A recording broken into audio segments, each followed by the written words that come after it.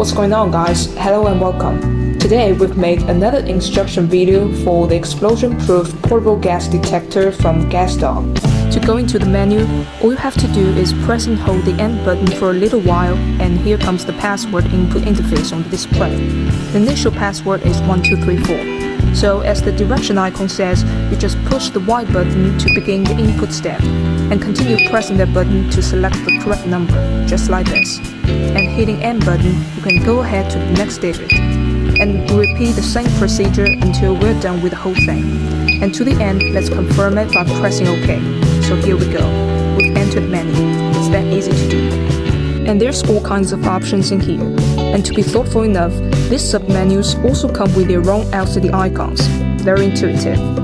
The first menu option is Calibration. This function page allows you to perform instrument pump tests, including fresh air or zero calibration, and span calibration. With a simple press of the Y button, we get into zero calibration. And here you can perform calibration on full sensors, as this is a multi-gas detector, of course. For each type of gas, the calibration process only takes 30 seconds, and you can press N button to navigate through and select the specific gas sensor that you want to test. Let's take this target gas as an example. Just select it and press enter, then the device starts a 30-second countdown on display. And during this process, if you want to stop it, just press Y button to do so, as the icon says here. That allows you a second choice. Now, after 30 seconds, the instrument displays succeed, which indicates that the test passed. If all pump tests receive a passing result, that means the instrument is functioning properly and is good to go. Remember that zero calibration must be performed only in non-fresh air conditions, otherwise the contaminated air will spoil the measurement accuracy. Following successful zero calibration, we're going to go ahead to the span calibration. Things to be noted, this procedure requires stringent conditions, like the standard gas, to carry out under the guidance of professionals. So that's why it requires users to enter password to activate this function. Thus, you will not trigger it by mistake. And you can also adjust the calibration interval. The advanced interval is 180 days, and you can adjust it as you like. But considering this is a life-saving essential tool, it's highly recommended to have your device calibrated periodically. And different kinds of sensors have different time intervals. Toxic and combustible gas sensors should be calibrated at least once every 6 months, whereas the infrared sensor should be calibrated at least once a year. Let's hit the N button to go on with the next parameter option, that is the alarm settings. There are 3 sub-menus in here. Let's have a look at the first one, alarm limit, where the instrument provides 4 alarm setup options, including high, low, style, and TAA. Of these alarms, high and low alarms allow for settings of all the 4 gases. On the opposite, style and TAA are only available for toxic or hazardous gases like carbon monoxide and hydrogen sulfide in our case.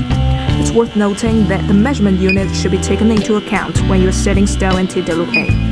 Once you're done, keep in mind to click OK to confirm and save your revision, otherwise your operation will be cancelled out. So there you go, the device has saved your selection upon confirmed. And pressing on and off button brings you back to the parent directory. Coming after that is the alarm mode. Let's get into this, and 3 options are offered for consideration. These include the visual flashing LED lights, buzzer, and the vibrating alarm. Select the one that suits you. And the third parameter in this function page is known as alarm latched. This refers to whether or not you like to have the device automatically cancelling alerts and getting reset. If not, then decide which latching modes you'd prefer. First one is latching at low alarms, which means the instrument will continue to send alerts every 20 seconds by the pop-up message on display, even though the gas level has returned to normal. This situation will continue until the user lifts the alert manually or reselect one of the other modes. As opposed to that, high alarm latched when selected will keep sending alerts for abnormally high gas concentrations at 20-second intervals. The high and low combined latching mode allows for continued emitting of both high and low alarms. And all you have to do is press N button to select the preferred latching mode and click Y button to confirm it. And then let's go back to the previous level of menu, and following that is another sub-item, that is man down alarm. The function is of essential importance to its operator in that it will sound a piercing siren whenever the detector senses the operator stays motionless for a specific period or falls down probably because of getting poisoned. And this is the related function icon which will be displayed if activated. So it's highly recommended to activate this function if you're working against harsh or hazardous conditions. And following that, there are 3 options offered for your consideration based on the motionless time, sensitivity you like to achieve, and warning duration. Let's figure them out individually. Motionless time refers to for how long you could stay motionless during measurement without the device sending a warning. Let's give it a try. If we hold this tool still for that long, and here it comes. This is the warning message which asks, "Are you okay?" and starts a 30-second countdown beneath that. And as it says here, press yes before 0 to stop man-down alarm, or press no to send alarm directly. And you can also adjust the sensitivity. We have low and high. If you think the 30-second countdown warning is too long or too short for you, then you can revise it in the warning time option.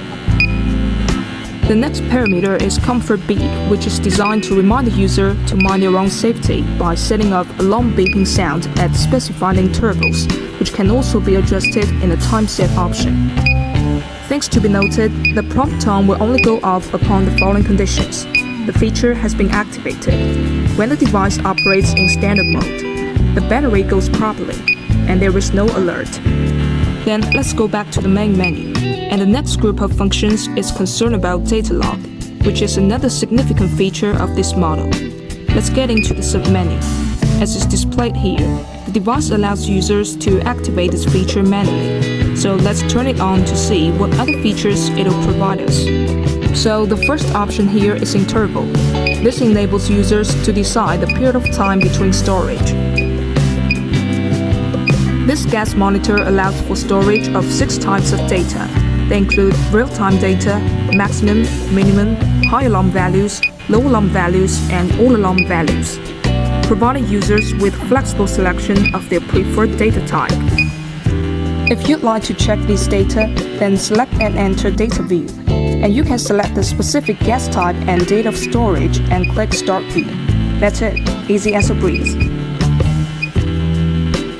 Data disk is a function intended for data communication with your PC, and that is achieved simply using a USB cable, which goes from the charging stand with the device placed on it to a computer.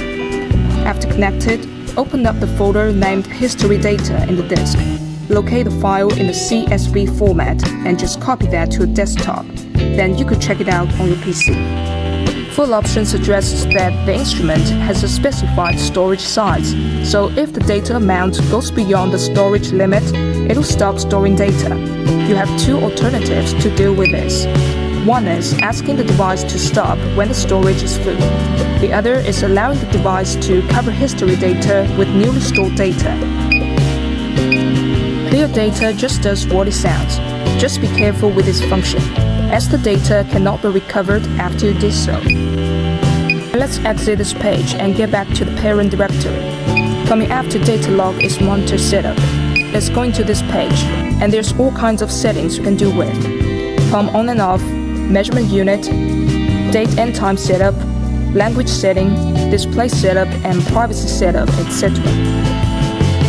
Users can turn on or off the palm manually, and the display will show indicator icons accordingly.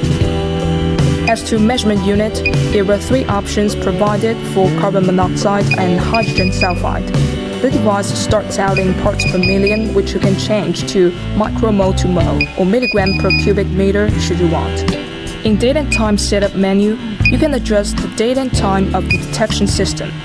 Simply press input and start revision from year all through to the second, in which process you can press up arrow to revise these figures and hit right arrow to move between different sections. After finished, just click OK to confirm and save your modification. Going ahead, we've come to the language setting. The detector supports bilingual operating interface, including English and Chinese. In display setup menu, you can do all kinds of stuff to improve your visual experience on the device. First, we have the brightness setup here, which offers 10 levels for you to adjust to the best. A special display feature about this smart tool is that it can automatically adjust the brightness of its LCD screen according to environmental light. So just turn it on manually and you can try this out. For more convenient checkout of the displayed info, the device is equipped with screen auto rotation. Sleep mode set refers to for how long you'd like the LCD screen to be brightened. We have a number of options here from 15 seconds to 30 minutes. Alternatively, you could directly turn off this function so that the screen will be always on. Security and privacy allows you to change your password, generate job site ID and user ID for separate measurement. If you found the self-test consumes too much time for startup sequence and you just want to pick some specific items for the test, then there are several options for your consideration, including style, TWA, storage info, and calibration info. You can choose whatever you like. In the Reset submenu, you can either choose to reset sensor or the whole device except for the sensor. The last submenu gives you all the info about this device, which includes 3 parts: monitor info, sensor info, and calibration records. Monitor info gives you the software version, site ID, user ID, and date of leaving factory. Sensor info tabulates gas types, measurement ranges, and ADC values. Calibration records contain the date of the last calibration and the recommended date for the next calibration. One more feature about this smart thing. Wait a few seconds, let's turn this thing off. Okay, one more feature is that you can take a quick look at the detector info even when this thing has been turned off. All you have to do is hit the M button and check it out. To conclude, this is a very easy to use device that requires no knowledge or technical experience. Furthermore, the sensors provide excellent accuracy by displaying the real-time gas concentration in the air. You can easily read it from the screen and take proper measures beforehand. If you're interested in this product and want to learn more about it, the link to it has been posted in the video description below. If you found this video useful, be sure to give this video a like and subscribe. We'll catch you soon in our next video.